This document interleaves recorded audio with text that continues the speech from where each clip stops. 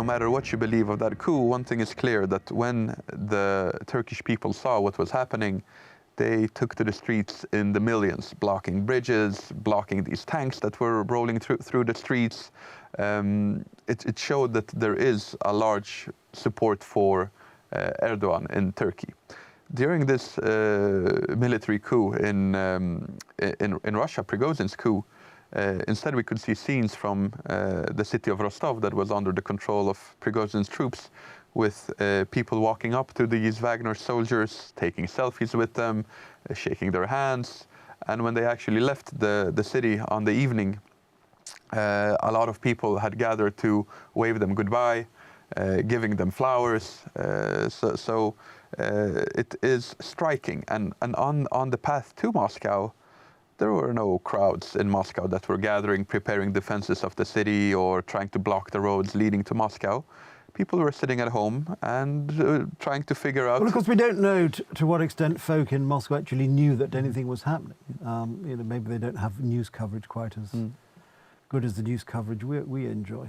Certainly not any type of unbiased reports coming from Russian state media. But nevertheless, the internet has... it isn't as strictly guarded in Russia as it is in China, for example, where the famous Chinese internet firewall manages to keep most things under lid. The Russians, especially with these Telegram groups that are very popular in the country, they were being kept informed by Mr. Prigozhin, who would release these audio messages every hour or two as he was advancing toward Moscow. So certainly there would be a large part of society, especially among the younger people, that would be informed of what is unfolding in front of them. But this shows that the Russians, they have this somewhat fatalistic approach, as they have always had, that it's better to see where the action, where the course of the action will go, instead of going in there and directly trying to oppose it or further it. So it shows that whenever there is some kind of struggle within the power elite in Moscow, people are more willing to sit on the fence and try to see who will become the next emperor, the next Tsar, than taking some very significant action. This coup, it also shows to other people within the Russian army, for example, what can be done. It does. The war has also created this very unusual situation in which there are several. The Wagner Group is only one example, but for example, Gazprom, the oil and gas giant, has created its own private military contractor group. Mr. Kadyrov, the Chechen leader, he has a lot of autonomy in the military forces that are under his command. And then there are other Siloviki factions, Siloviki coming from the Russian word of strength, that these are the people that are in control of various elements of the army or the intelligence services.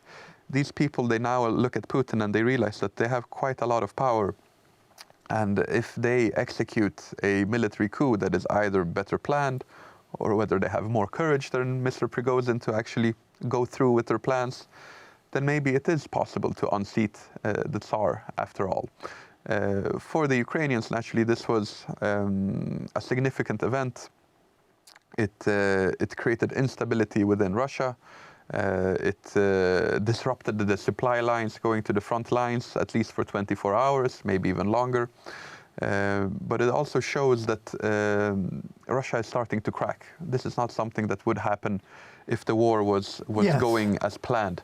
So the Ukrainians are certain that, not that there were many people in Ukraine that were thinking about surrendering anyway or negotiating some form of settlement with the Russians. But now the resolve has been strengthened even more, showing that if we keep on fighting, if we keep inflicting severe losses on the Russian army, then this bad blood within the Russian army will continue to grow, and the outcome of it could be very volatile for. Yes, and of course the last thing we actually want, as strange as this may sound, is a really volatile Russia. You don't want a country completely falling apart which has lots of nuclear weapons and things of that nature. The second point is, of course, we all assume, oh, well, if Putin goes, it'll be wonderful. But of course, the people or those who are likely to succeed him are probably even more likely to be of the Prigozhin school of thought than of the Navalny school of thought, if I may put it like that. It is unclear what could be expected.